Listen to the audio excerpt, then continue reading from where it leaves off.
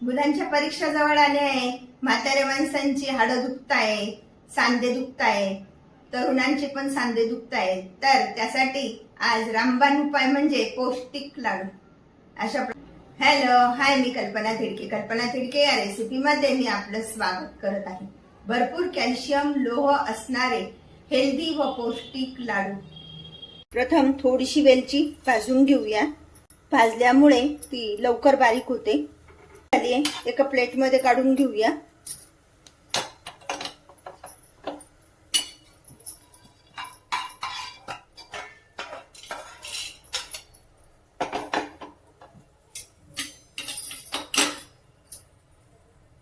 कढईमध्ये तूप टाकून घेऊया. 1 वाटी तूप घेतलेले आहे.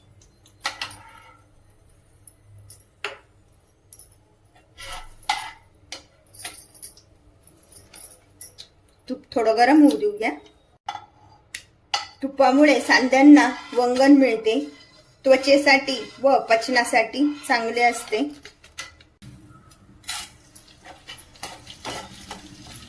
अशा पद्धतीने आता आपण हा डिंक तळून घेणार आहोत. व्यवस्थित तळून घ्यायचा, म्हणजे आतमध्ये पूर्णपणे व्यवस्थित तळला जातो आणि लाडू कचकच लागत नाही. तळलेला डिंक आपण एका परातीत काढून घेऊया. अशा प्रकारे डिंक छान असा फुलू द्यायचा आहे. हे बघा,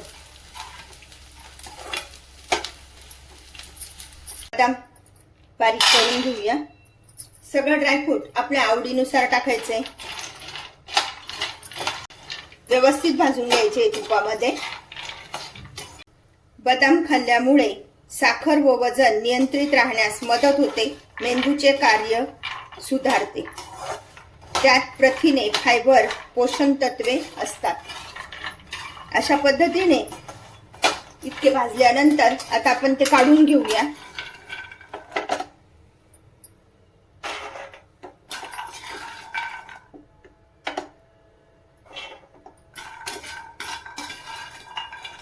काजू भाजून झालेले. काजू खाल्ल्याने हृदय आरोग्य सुधारते.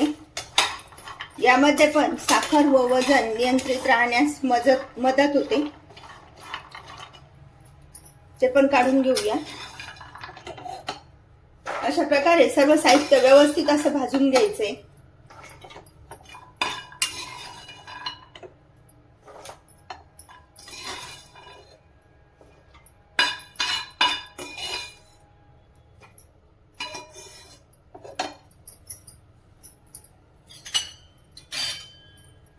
पिस्ते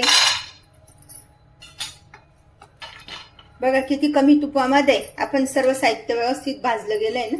एकदम थोडं थोडं तूप टाकायचं, जास्त नाही टाकायचं. अशा प्रकारे हे पिस्ते परतून झालेले. तर त्यामध्ये टाकून घेऊया कलिंगडच्या बिया.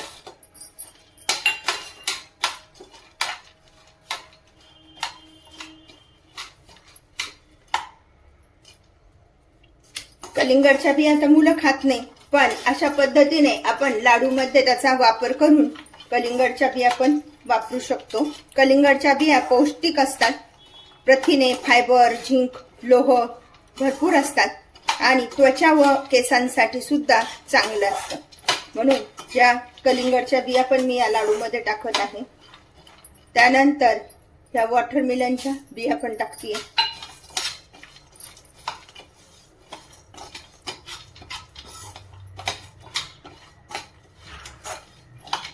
मध्ये छान बिया भाजल्या गेल्या, काढून घेऊया. त्या पण एका प्लेट मध्ये काढून घेऊया.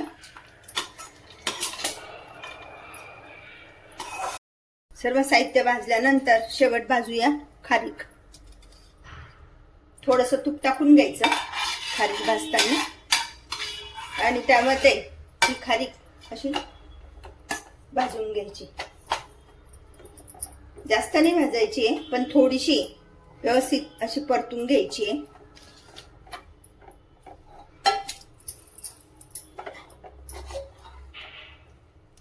यामध्येच मी खोबरं आणि खारीक दोन्ही पण दळून आणलेले आहे गिरणीमधून. अगोदर भाजली ती काळी खारीक होती, आता ही साधीच खारीक आहे, ती पण आपण भाजून घेणार आहोत.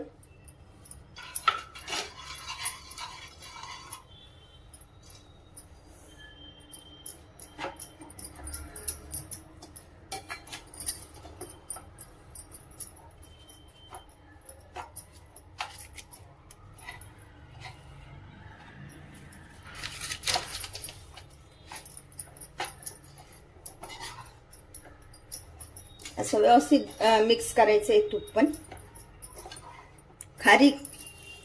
खारकेमुळे ऊर्जा मिळते, हाडे मजबूत होतात, त्वचा निरोगी राहते आणि या खारीकमध्ये फायबर, खनिजे, लोह, कॅल्शियम, प्रथिने भरपूर असतात. म्हणून बरेच जण हिवाळ्यामध्ये खारीक खोबऱ्याचे लाडू बनवतात.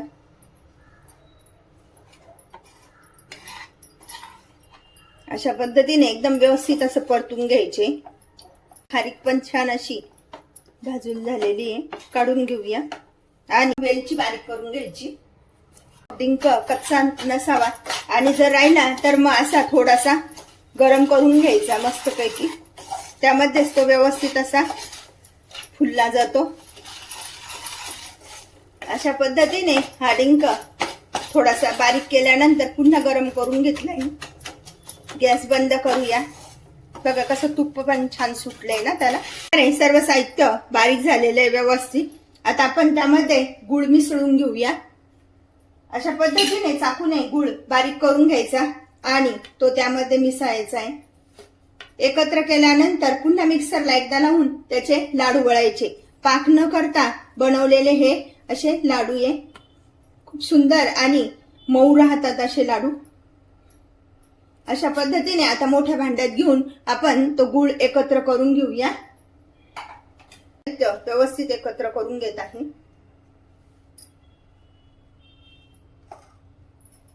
करून घेणार आहोत. गुळ हा लोहाचा स्रोत आहे, शरीराला ऊर्जा देतो आणि शरीरातील हिमोग्लोबिन वाढवतो. असा हा गुळ आपण या तिन्ही याच्यामध्ये एकत्र करून घेत आहोत. आणि पुन्हा हे सर्व साहित्य मिक्सरला एकदाच लावायचं आणि लाडू वळायचे. आपण आज पाक न करता अशा पद्धतीने हे लाडू वळवतोय. एकदम छोट्या मुलांपासून तर म्हाताऱ्या माणसांना खाता येतील असे हे पौष्टिक लाडू तयार होतात. अशा पद्धतीने आता आपण एकत्र करून घेऊया.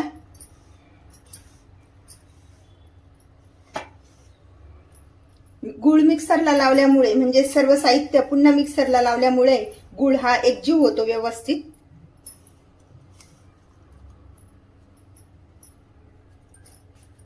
मध्ये असं भरलं गेलंय आणि त्यामध्ये 1 चमचा आपण प्रत्येक वेळेस तूप टाकून घ्यायचं, म्हणजे मिक्सरला ते चिटकत नाही. बारीक करून घेऊया आपण सगळं. हा गुळ एकदम छान असा मिक्स झालाय बघा. आणि आता आपण लाडू त्याचे वळून घेणार आहोत. जर लागलं तरच तूप टाकायचं, नाहीतर नाही टाकायचं. अशा पद्धतीने आता आपण त्याचे लाडू वळून घेऊया.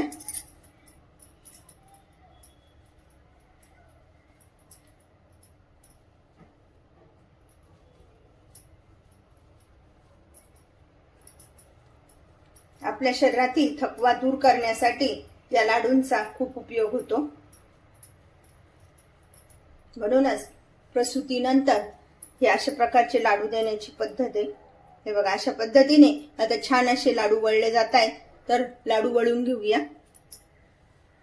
अशा प्रकारचे पौष्टिक व हेल्दी लाडू तुम्ही पण बनवा आणि मला मात्र कळवा कसे झाले ते.